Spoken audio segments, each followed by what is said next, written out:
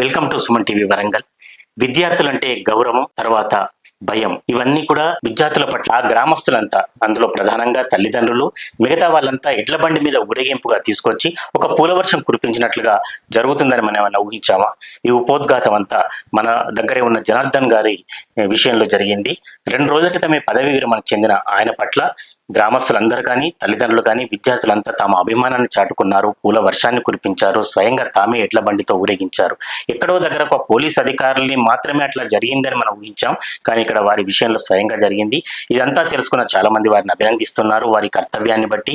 తర్వాత మాజీ ఉపరాష్ట్రపతి వెంకయ్య నాయుడు గారు కూడా దీనికి సంబంధించి ఒక ట్వీట్ చేశారు. ఇవన్నీ వారిని అడిగి తెలుసుకుందాం. జనార్దన్ గారు నమస్కారం. నమస్కారం సార్. సార్, ఇప్పుడు నేను చెప్పినట్టుగా అసలు ఆ అనుభూతి ఫస్ట్ చెప్పండి, తర్వాత మీ అనుభవాలని చెప్తారు, కానీ ముందుగా ఆ రోజు జరిగిన అంశం చెప్పండి.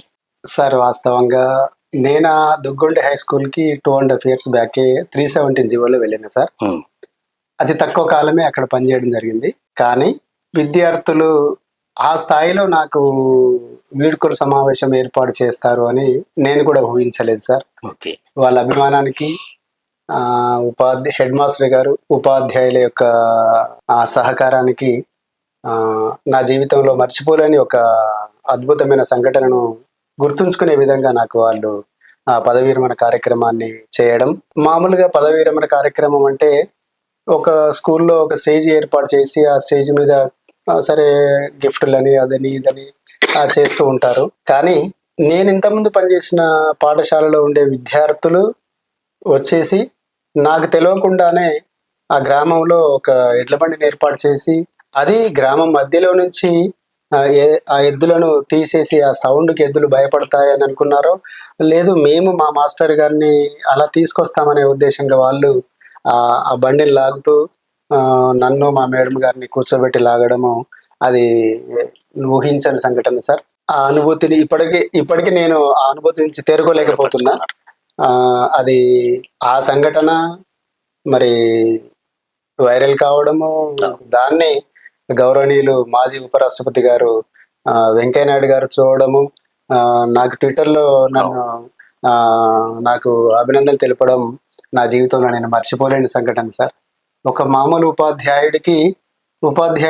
నా వృత్తి ధర్మంలో నేను విద్యార్థులని విద్యాబోధనతో పాటు ఇంకా అనేకమైన నాకున్న స్కిల్స్ అంటే కల్చరల్ యాక్టివిటీస్లో విద్యార్థులని ఎంకరేజ్ చేస్తూ పాటలని, నాటికలని, డ్యాన్సులని, అలానే మన జాతీయ పండుగ బోనాలని, తర్వాత బతుకమ్మ అని, ఇలాంటి కార్యక్రమాలు నేను స్కూల్లో అన్ని రకాల కార్యక్రమాలు స్కూల్లో ఏ చిన్న కార్యక్రమైనా నేను చేస్తూ ఉంటా. ఆ క్రమంలో విద్యార్థులు నాకు దగ్గరగా ఉండడం, నా ప్రోగ్రాంలో నేను ఏదైతే ఇష్టపడతానో అది వాళ్ళు చేయడము బాగా నన్ను ఆశ్చర్యానికి, ఆనందానికి, సంభ్రమాశ్చర్యాలకు గురైన సందర్భం సార్. అయితే జనార్దన్ గారు, సార్, చాలా ప్రాంతాలలో ఉపాధ్యాయులు వెళుతుంటే ఏడ్చిన సంఘటనలు ఉన్నాయి, విద్యార్థులు వెళ్ళవద్దని మనం నిత్యం పత్రికల్లో చూస్తుంటాం.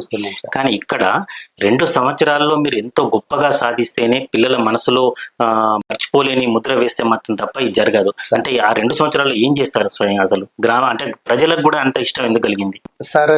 ఈ 2.5 సంవత్సరాల కాలంలో సార్, వాస్తవంగా చెప్పాలంటే సార్, నా సర్వీస్ వచ్చేసి 36 సంవత్సరాల 3 నెలల 29 రోజులు సార్. ఓకే. ఆ ఎక్కడ నేను ఫస్ట్ అపాయింట్మెంట్ రోజు ఏ విధంగానైతే అంటే 4/4/88లో నేను ఏ స్కూల్లోనైతే అపాయింట్మెంట్ అయ్యి అడుగు పెట్టానో, లాస్ట్ డే వరకు మొన్న 31 జూలై 2024 వరకు కూడా అదే కమిట్మెంట్తో విద్యా బోధన కోసం నన్ను గవర్నమెంట్ నియమించింది.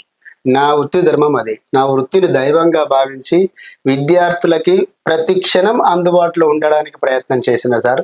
అలా నాకు అవకాశం కల్పించుకున్నా నేను. ఒకటి, నా కుటుంబం ఒక కన్ను అయితే మా పాఠశాల 2వ కన్నుగా, అలా ప్రతి క్షణంలో నాకు రోజు హిందీ ఉపాధ్యాయుడిగా, ఒక జాతీయ భాష ఉపాధ్యాయుడిగా రోజు 5 పీరియడ్లు ఉంటాయి సార్.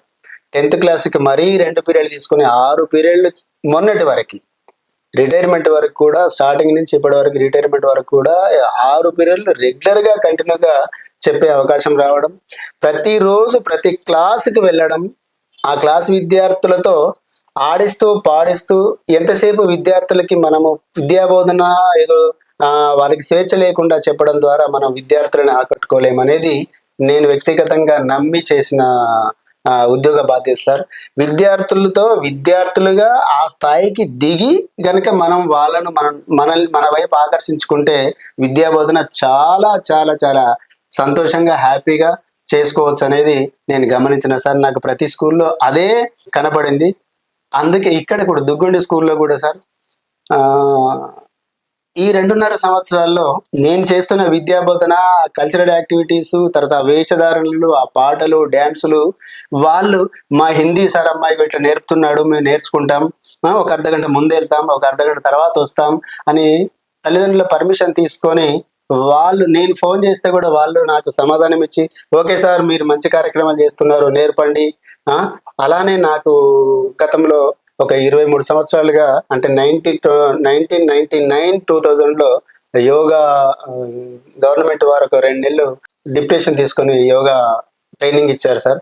అది కూడా నేను విద్యార్థులకి మెడిటేషన్, సూర్య నమస్కారాలు, ఆ యోగాలు అంటే కాన్సన్ట్రేషన్ ఎలా చేయాలి. నవ్వే డేస్ లో విద్యార్థుల మీద రకరకాల ప్రభావాలు, టీవీ అనండి, సెల్ ఫోన్ అనండి, ఇలాంటి ప్రభావాలు చూపిస్తున్నాయి. ఈ సందర్భంలో విద్యార్థుల మనసు విద్య మీదకి ఎలా మళ్ళాలి అని కొన్ని టెక్నిక్స్ అలా నేర్పడము, ధ్యానం నేర్పడము, ఆ తర్వాత క్లాపింగ్ థెరపీ అని చప్పట్లు కొట్టియడము, ఈ తర్వాత ఈ ఆక్యుప్రెషర్ ద్వారా ఎలా మనం మన మైండ్ని కంట్రోల్ చేసుకోవచ్చు, వేరే విషయాలపై మన మైండ్ని ఎలా పోవద్దు అనే విషయాలను వాళ్ళకి చెప్పడం ద్వారా బాగా అట్రాక్టివ్ అయ్యి ఒక రకంగా నా గురించి విద్యార్థులు దూరంగా వెళ్ళిపోకుండా ఒక పిల్లల కూడిలాగా నా దగ్గరే ఉండి జనార్దన్ సార్ ఎక్కడున్నాడు అంటే అక్కడెక్కడో పిల్లల మధ్య కూర్చొని ఉంటాడు అనే రకంగా ఉపాధ్యాయులు కూడా దగ్గర పోయి పిలిస్తే తప్ప రారు సారు అనే రకంగా విద్యార్థులకి, తల్లిదండ్రులకి, అలా గ్రామస్తులకి ఒక అభిమానం ఏర్పడింది సార్. ఆ అభిమానాన్ని వీళ్ళు ఇలా చాటుకుంటారని ఊహించని సంఘటన సార్. మీరు ఇన్ని చెప్పిన తర్వాత, ఇన్ని రకాలుగా చెప్పినాక విద్యార్థులు దూరం పోతారంటే ఎవరు కూడా నమ్మరు. అయితే అంటే ఎందుకంటే ఆల్రౌండ్ మీకు సంబంధం లేని సబ్జెక్ట్ లో కూడా మీరు జోక్యం చేసుకున్నారు సమగ్ర వికాసం కలిగించడానికి. అయితే చాలా వరకు గ్రామీణ ప్రాంతాలలో గవర్నమెంట్ స్కూళ్ళలో స్ట్రెంత్ కూడా తక్కువ ఉన్న పరిస్థితులలో వీటితో పాటు దానిలో కూడా మీరు ఎట్లా జోక్యం చేసుకునేది సార్? ఇప్పుడు ఒక ఎగ్జాంపుల్ చెప్పాలంటే సార్, నేను నీర్కుల్ల స్కూల్లో ఉన్నప్పుడు సార్ అక్కడ కూడా స్ట్రెంత్ తక్కువగా ఉంది గత 4 years బ్యాక్. అయితే నీర్కుల్ల పెంచుకెళ్ళిపేట స్కూల్లో చాలా ఉన్నతమైన ఉద్యోగాలు చేసే ఆఫీసర్స్ ఉన్నారు సార్. ఒక పెంచుకెళ్ళిపేట నుంచి అయితే ఒక మాజీ డిఐజీ గారు ప్రభాకర్ రావు గారు ఉన్నారు, వారు అదే ఊరు. అలానే నిమ్స్ డైరెక్టర్ గారు మనోహర్ గారు పెంచుకెళ్ళిపేట, వారు అదే ఊర్లో ఉన్నారు. ఆ తర్వాత చాలా చాలా పెద్ద స్థాయిలో ముఖ్యమంత్రి గారితో సమానంగా కూర్చొని టిఫిన్ చేసి టీ తాగే స్థాయిలో ఉన్న లెవెల్లో ఉండే కడారి రఘునాథరావు గారు, నవనీతరావు గారు, అలాంటి వాళ్ళన్న స్కూల్లో పనిచేస్తున్న క్రమంలో నేను అక్కడ పనిచేస్తున్న క్రమంలో ఒకసారి పెద్ది రమేష్ గారు అని ఒక సూపరింటెండెంట్ గారు, ఇరిగేషన్ లో పనిచేస్తారు, సూపరింటెండెంట్ గారు వచ్చారు. వారదే ఊరు పెంచుకెళ్ళిపేట. సార్ ప్రైవేట్ స్కూల్ మోజులో పడి విద్యార్థులు తల్లిదండ్రులంతా ప్రైవేట్ స్కూల్ పంపిస్తా ఉన్నారు. మన స్కూల్ మనం డెవలప్ చేసుకోవడానికి అంటే మన స్కూల్లో మన స్ట్రెంత్ను పెంచుకోవడానికి మనం ఏమైనా చేయగలుగుతామా, దానికి మేమేం సహాయం చేయగలము అని అడిగే సందర్భంలో వారు ఏమన్నారంటే, నేను 1,00,000 రూపాయలతో మీకు లైబ్రరీ ప్రొవైడ్ చేస్తాను, దాన్ని మెయింటైన్ చేయడానికి నాకు ఎవరున్నారో చెప్పండి నీర్కుల్లలో అన్నప్పుడు సార్, నేను గతంలో మేడబుల్లో పనిచేసినప్పుడు ఎన్ఆర్ఐ లైబ్రరీ మెయింటైన్ చేసిన సార్. అమెరికా నుంచి కూడా ప్రశంసలు అన్ని అందుకున్న సందర్భాలు ఉన్నాయి. అది మా నారాయణ సింగ్ సార్ అని అక్కడ పీజీహెచ్ఎం గారు ఉండే సార్, మా వల్ల కాదు sir, Janardhan sir Hindi sir ఉన్నాడు, వారైతేనే మెయింటైన్ చేస్తారు, వారిని మీకు అప్పచెప్తా అని ఆ రమేష్ సార్ గారిని నాకు అప్పచెప్పడం, వారు నేను కలిసి 1,00,000 రూపాయలు సార్, 1,00,000 రూపాయల 1,00,000 రూపాయలు నా చేత ఖర్చు పెట్టించి లైబ్రరీకి, ఇప్పుడు మేము ఎన్జిఓస్ కాలనీలో, వారు నాకు ఫోన్ నెంబర్ తీసుకొని సార్ మీరు నేను కలిసి మన నేషనల్ లైబ్రరీ చూద్దాం సార్, సెంట్రల్ లైబ్రరీ పోయి చూద్దాం, ఎట్లా టేబుల్స్ ఏర్పాటు చేయాలి, ర్యాక్స్ ఎట్లా ఏర్పాటు చేయాలి, ఆ ర్యాక్లలో ఎట్లా మనం బుక్స్ పెట్టాలి, అట్రాక్టివ్గా పిల్లలకి అబ్బా దీంట్లోకి రావి, ఆ గ్రంథాలయకు వెళ్ళి చదువుకోవాలి అనిపించాలి పిల్లలకి, అట్లా వెళ్ళి అంత గమనించినాం సార్. అదే రకంగా ర్యాక్స్, తర్వాత టేబుల్, చైర్స్, ఏ రూమ్ అయితే ఇద్దాం అనుకున్నామో ఆ రూమ్కి మొత్తము కలర్స్ అవన్నీ వేయించి సారు సుమారుగా 1,10,000 రూపాయలు ఖర్చు పెట్టుకుని ఏర్పాటు చేశారు సార్. వాళ్ళ అమ్మగారి పేరు మీద శ్రీ శారద గ్రంథాలయము అని ఏర్పాటు చేశారు సార్. దాన్ని 3 సంవత్సరాలు మెయింటైన్ చేసిన సార్. అద్భుతంగా డిజైన్ చేశా. అది ఓపెన్ చేసిన రోజు కూడా సార్ వాళ్ళు ఒక 50 మందిని వాళ్ళ ఫ్యామిలీ అందరిని పిలిపించుకున్నారు. ఆ సందర్భంగా ₹1,00,000 ఖర్చు పెట్టి వారు డొనేట్ చేశారు స్కూల్కి అని. వారి మీద ఒక కవిత రాసిన సార్. నాకు చిన్నప్పుడు ఆయా సందర్భంలో మీటింగ్ అవుతా ఉంటే అప్పటిదప్పుడు కవిత రాసుకుంటా సార్. అది కూడా ఉంది. బాగా అప్రిషియేట్ చేశారు.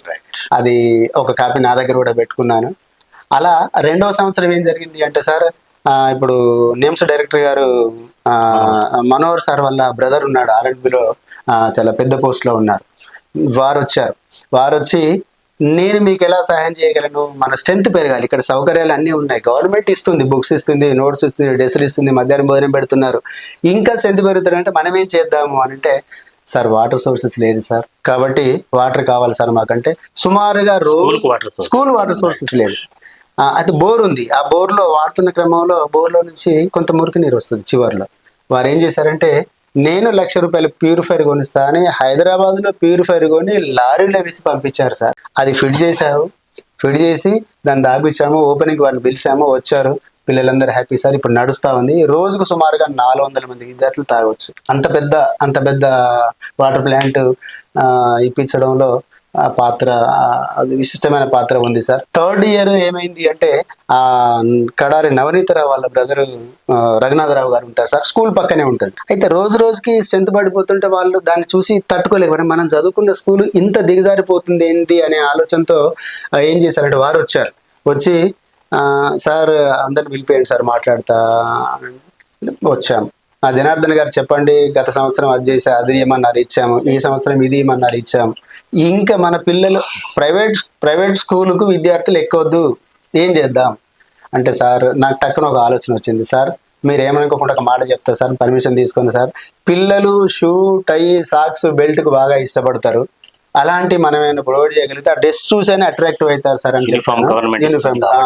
యూనిఫామ్ కాకుండా మనం టై, బెల్ట్, బ్యాడ్జ్, తర్వాత ఒక పీఈటీ డ్రెస్, షూ, సాక్స్, అంటే ఇమ్మీడియట్ గా ఎంత ఖర్చు అయిందో నాకు ఇండియన్ వేసియండి, మనది సాయంత్రం రండి నేను కొనిస్తా అని అంటే, సుమారుగా ఒక 160 మంది పిల్లలకి సార్ 2 రకాల షూలు, వైట్ ఒకటి, బ్లాక్ ఒకటి, 2 రకాల సాక్సులు, బెల్ట్, బ్యాడ్జ్, టై, ఒక పీఈటీ డ్రెస్. వాళ్ళ అమ్మాయి కడారి కవిత అని US లో ఉంటుంది సార్. ఆమెను పిలిపించాడు సందర్భంగా ఓపెనింగ్కి చేయడం. ఆమెను పిలిపిస్తే ఒకరోజు రంజాన్ పండుగ రోజు సెలవు ఉన్నా కూడా మేమందరం పిల్లలకు అనౌన్స్ చేసి స్టాఫ్ అందరం అనుకొని ఆ రోజు ఒక నవనీతరావు గారు, రఘునాథరావు గారు, రఘునాథరావు వాళ్ళ అమ్మాయి కవిత, వాళ్ళ కూతురు ప్లస్ వాళ్ళ హస్బెండ్, వీళ్ళందరూ వచ్చి విలేజ్ అందరిని ముఖ్యులందరూ పిలిచి ఇచ్చేసినాం సార్. అట్లా చేసి నాకు ఒక సందేహం సార్, ఇది సేవా కార్యక్రమాలు పక్కన పెడితే హిందీకి సంబంధించి చాలా వరకు అంటే పిల్లలు ఎట్లా భావిస్తారు, తల్లిదండ్రుల పిల్లలు అంటే హిందీ అనేది పాస్ మార్కులు తక్కువ, పాస్ మార్కుల కోసమే భావిస్తున్న టైంలో హిందీ గురించి చెప్పండి మీరు. సార్ నేను వాస్తవం చెప్పాలంటే సార్, దాని ఇంగ్లీష్ చూపెట్టరు ఎక్కువ సార్. ఒక రాజభాష ఉపాధ్యాయుడిగా, ఒక హిందీ ఉపాధ్యాయుడిగా నేను అసలు ఫస్ట్ సార్ నాకు హిందీ మీద ఎందుకు అభిమానం కలిగింది అనే విషయం చెప్తా సార్. మా అమ్మమ్మ గారిది షోలాపూర్ సార్, మహారాష్ట్ర. ఆ చిన్నప్పుడు వస్తున్న క్రమంలో మరాఠీకి హిందీకి దాదాపు దగ్గర రిలేషన్ ఉంటుంది సార్. భాష రాయడం కానీ చదవడం కానీ రిలేషన్ ఉంటుంది. అలా నాకు హిందీ మీద ఆటోమేటిక్గా చిన్నప్పుడే కొంత అభిమానం ఏర్పడింది సార్ దాని మీద. ఆ తర్వాత నేను ఇంకా 6th, 5th క్లాస్ నుంచే హిందీలో, అందరూ మ్యాథ్స్లోనో సైన్స్లోనో క్లాస్ ఫస్ట్ ఉంటారు, కానీ నేను హిందీలో ఫస్ట్ మార్కులు తెచ్చుకునేవాడిని. మా టీచర్స్, నాకు చదువు చెప్పిన గురువులందరూ కూడా, అరే జనార్దన్ ఇగో ఇది పద్యం నువ్వే చదవాలి, ఇగో ఈ ఆల్ఫాబెట్స్ నువ్వే చెప్పాలి, ఇగో ఈ మాత్రలు నువ్వే చెప్పాలి అని నాతోటి ఉన్న పిల్లలకంతా నాతో చెప్పించేవారు సార్.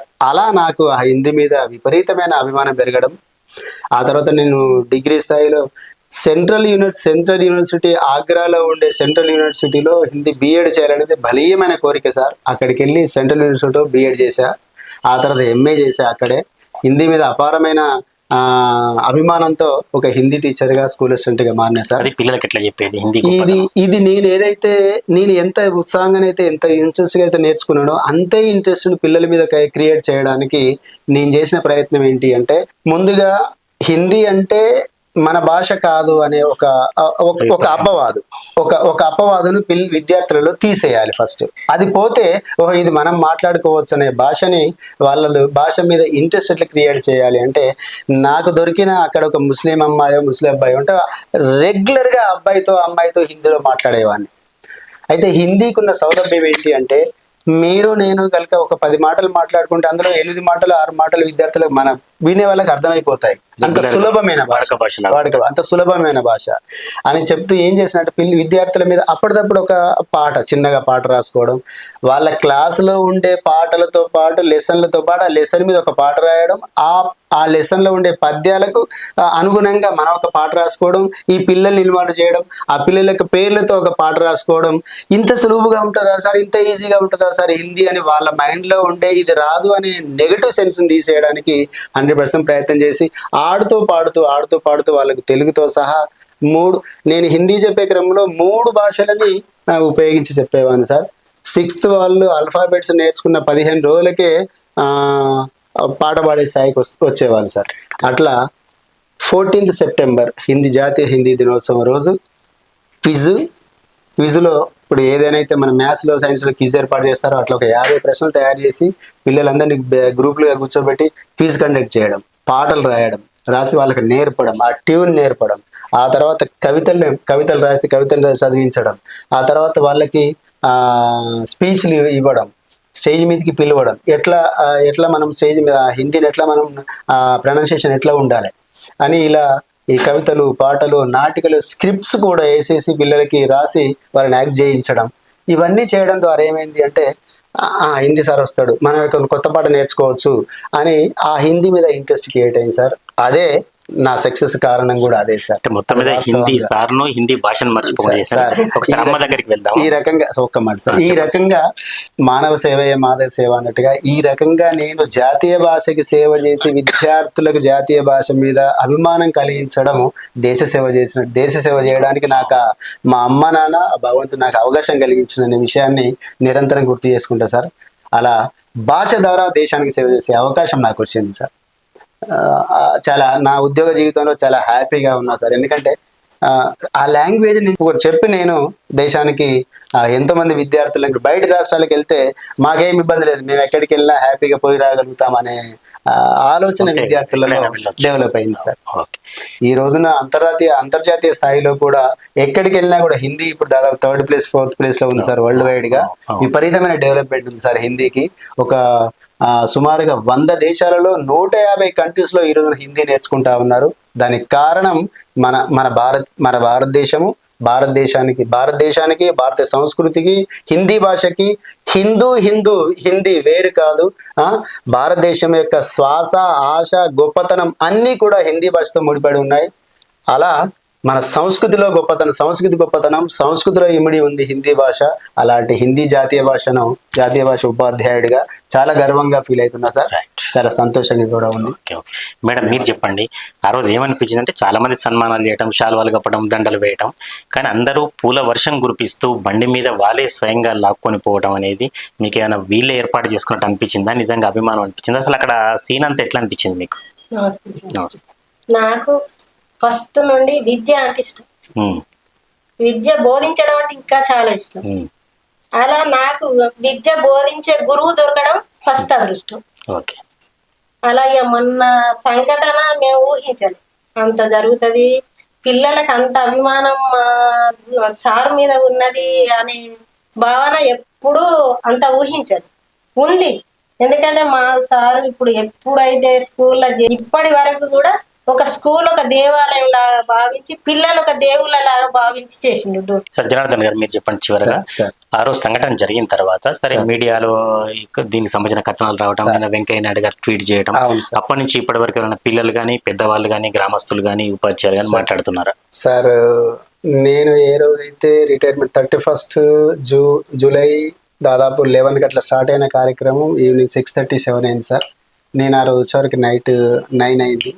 తెల్లవారి 1st, 2nd, 3rd ఈ రోజు వరకు దాదాపుగా మీడియా వాళ్ళు, రిపోర్టర్స్, మీలాంటి సంస్థలు కలిగిన మీలాంటి గొప్ప వాళ్ళు నాతో పనిచేసిన ఉపాధ్యాయులు గతంలో నాతో పనిచేసిన ఉపాధ్యాయులు పిల్లలు వీళ్ళందరూ కూడా ఫోన్ చేసి మమ్మల్ని ఎందుకు ఇన్వాల్వ్ చేయలేదు ఆ ప్రోగ్రామ్ లో, మీ రిటైర్మెంట్ ఫంక్షన్ ఎందుకు మమ్మల్ని పిలవలేదు?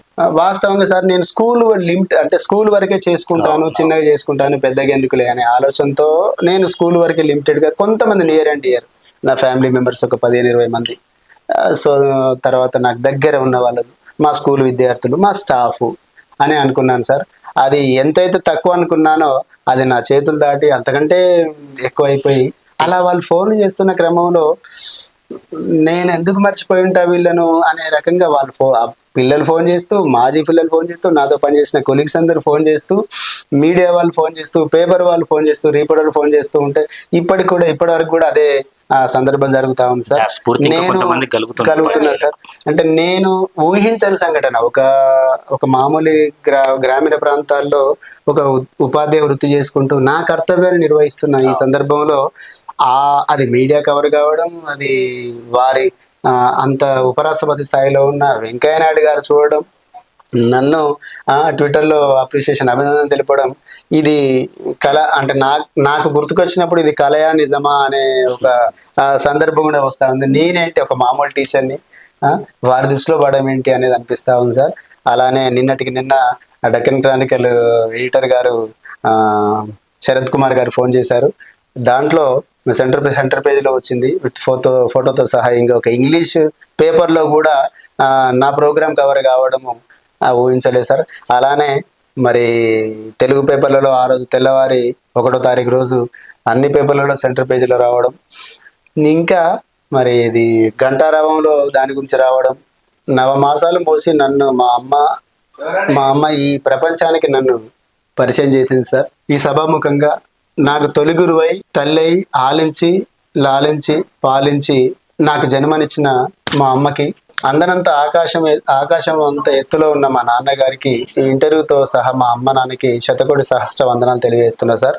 అలానే నాకు చదువు చెప్పిన, విద్యాబుద్ధులు నేర్పిన గురువులందరికీ పాదావందనాలు తెలియజేస్తూ, ఒకవేళ నాకు అమ్మ కనుక జన్మ ఇచ్చి ఉండకపోతే నాకు ఇంతటి పేరు ప్రతిష్టలు, సరే ఇంతటి అవకాశం రాకపోనేమో అని భావిస్తూ, మాతృదేవోభవ, పితృదేవోభవ, ఆచార్య దేవోభవ, గురుదేవోభవ.